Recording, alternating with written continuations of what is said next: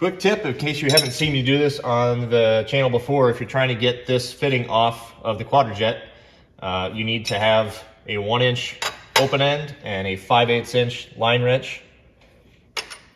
Hold this side with your, or I guess your left or right hand, depending on which hand you are, and then turn your fuel line out.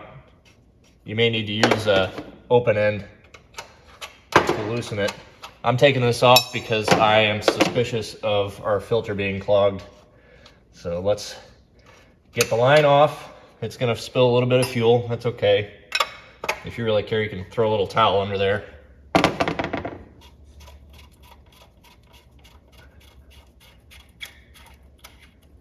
Moment of truth. Yeah. Well, it's not what I thought it would be. There goes that idea. Now that I figure out the fuel filter isn't the problem, we need to put it back in. So get your filter back in, the housing. Make sure your spring is in there still.